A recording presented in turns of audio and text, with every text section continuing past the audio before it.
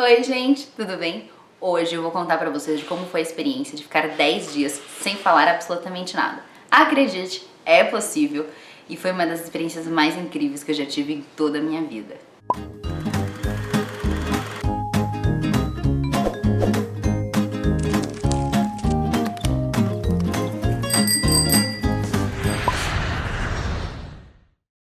E, gente, eu fiz o curso Vipassana, que significa ver as coisas como elas realmente são.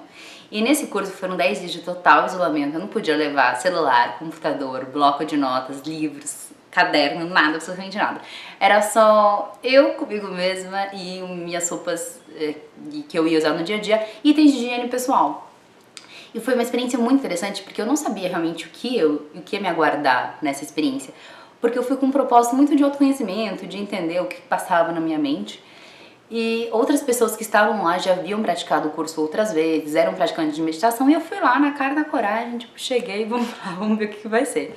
Então, quando eu cheguei, eu assinei como se fosse um contratinho, e nesse contratinho eles falavam que não podia fazer, não podia matar, isso inclui animais, formigas, insetos, não podia mentir, não podia ter relações sexuais, e também a lei do nobre silêncio, ou seja, não podia falar. E no final desse papel estava escrito: não desistir do curso. Então eu assinei de que eu não iria desistir do curso.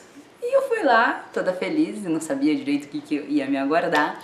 Peguei minha malinha e fui pro meu quarto, eram quartos individuais. Eu fiz esse curso 2 vezes, uma no Brasil e outra na Índia.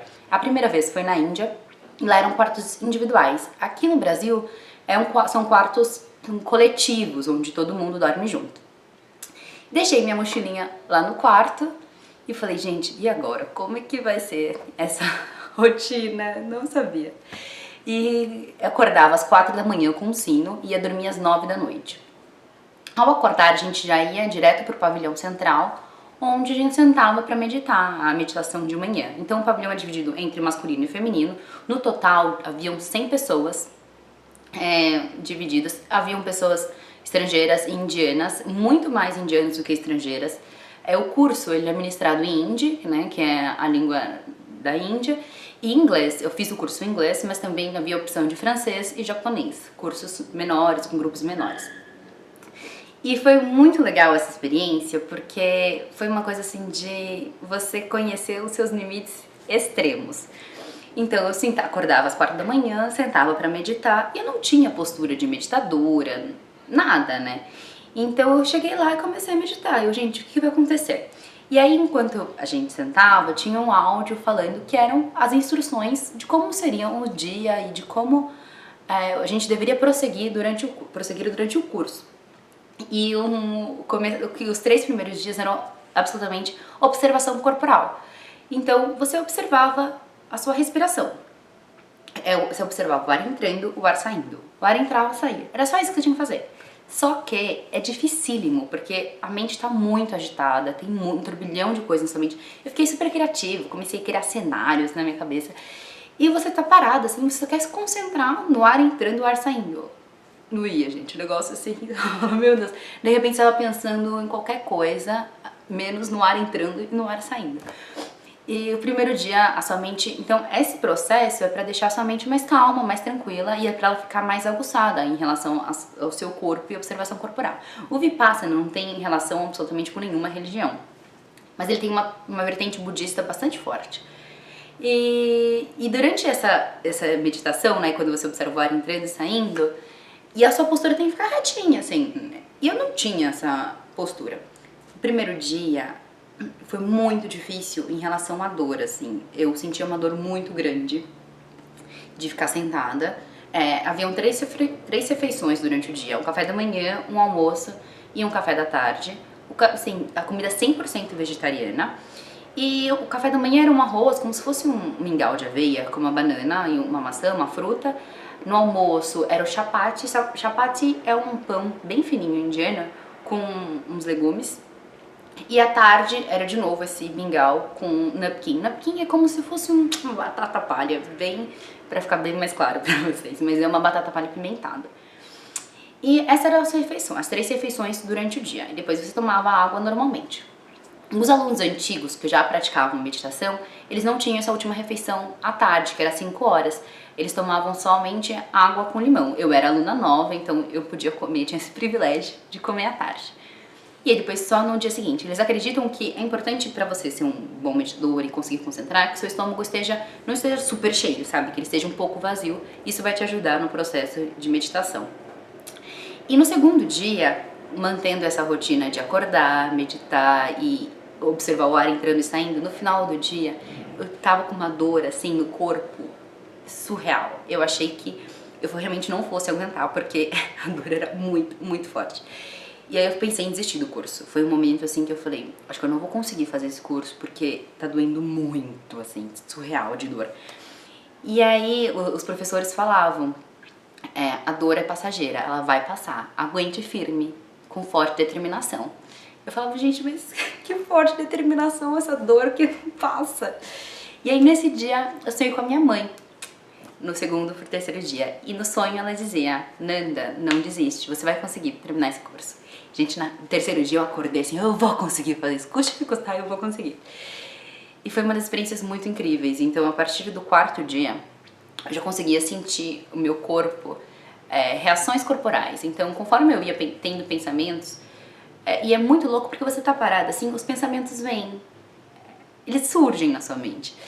Conforme esses pensamentos iam surgindo, eu tinha um tipo de reação corporal. Então isso é muito legal para autoconhecimento. Então hoje, por exemplo, se eu vou ficar nervosa, se alguma coisa desse tipo, eu sei como o meu corpo reage antes de eu realmente explodir e ficar muito nervosa. Então isso é muito legal, né? E de quarto por quinto dia, nós fomos numa pagoda, que não era mais num grupo, meditação em grupo. Pagoda é como se fosse uma casa gigante, né, uma área gigante, que tem quartos individuais, quartos bem pequenos, que só cabe uma almofada e você sentada.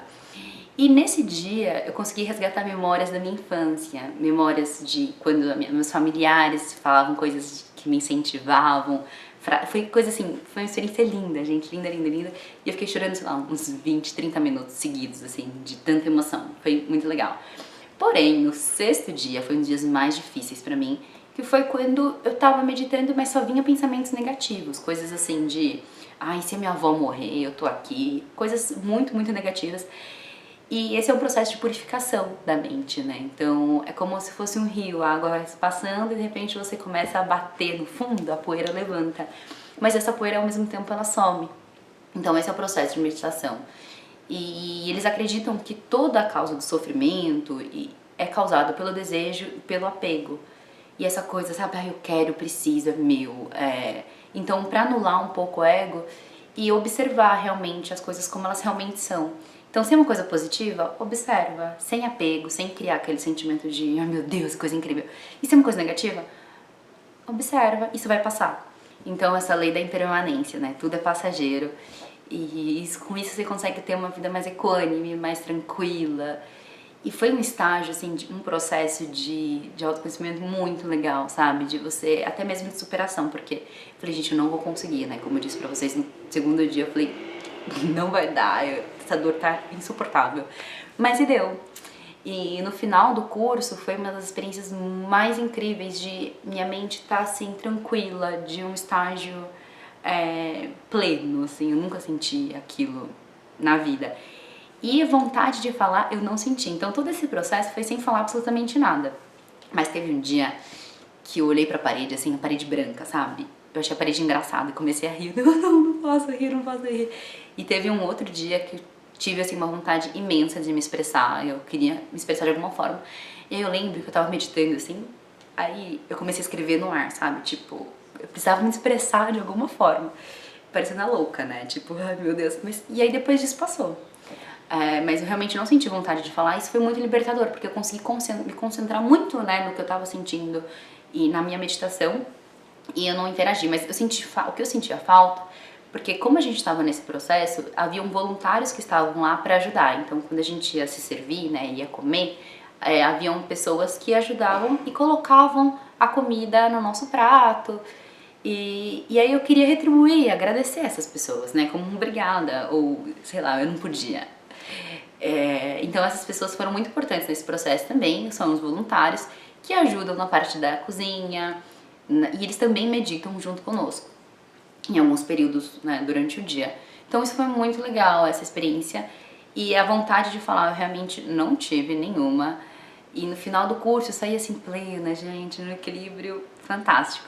Só que foi muito difícil, pós esse curso de 10 dias na Índia, voltar para a sociedade, assim, me recolocar. Então eu não conseguia comer nos primeiros dias, eu não conseguia comer muito, principalmente comidas muito pesadas, porque eu estava acostumada a uma alimentação muito vegetariana, muito leve. De repente comia alguma coisa vegetariana, mas que não fosse tão leve assim, tipo uma fritura.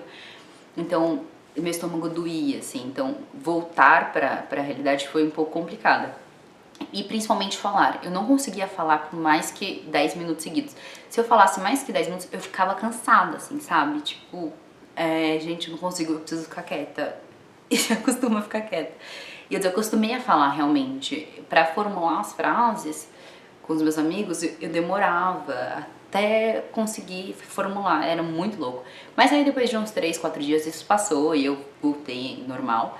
Mas foi um processo assim de tipo, eu estou voltando para a sociedade, eu tenho que voltar aos poucos, eu não consigo falar muito, não consigo comer muito. E eles indicam meditar duas vezes por dia, né? 1 hora de manhã, 1 hora à tarde. Confesso pra vocês que eu não estou seguindo esse ritmo, mas eu tento meditar pelo menos 10 minutos de manhã, 10 minutos à noite. E foi uma experiência assim incrível, então retomar, né, na cidade foi um pouco complicado, mas logo depois eu já peguei. E aqui no Brasil eu fiz essa experiência, tive essa experiência também ano passado, mas de uma forma diferente, que foi servindo, que foi ajudando na alimentação. Então aquelas moças que serviam a comida, eram elas nesse curso. E foi uma forma que eu encontrei também de retribuir a todas essas pessoas que me ajudaram e que me puderam proporcionar essa experiência incrível na Índia. E eu queria retribuir de alguma forma. Então a gente estava na cozinha, estava ajudando essas pessoas a cozinhar, então foi uma experiência muito legal. E tinha um processo de meditação também junto com o servir, né? Tinha a lei do nobre silêncio, então a gente realmente não podia falar. Mas só coisas básicas, então assim, se a gente tava cozinhando, me passa, sei lá, espátula. Daí não tinha como, né, mas a gente tinha que falar, mas eram coisas pontuais. Foi uma das experiências, assim, incríveis. O curso, ele é um curso gratuito, você paga uma retribuição, o quanto você acha que você deve pagar, o quanto você pode pagar, mas o curso ele é 100% gratuito. E foi, assim, uma experiência fantástica, de autoconhecimento, de descoberta, de entender um pouco mais de como minha mente funciona. E eu vou terminar o vídeo contando pra vocês uma frase que eles sempre falam. Faça de você o seu próprio refúgio. Não há outro refúgio. Faça a sua própria verdade. Faça você o seu próprio refúgio. Não há outro refúgio. Que todos os seres sejam felizes. Um beijo e até o próximo vídeo. Tchau, tchau.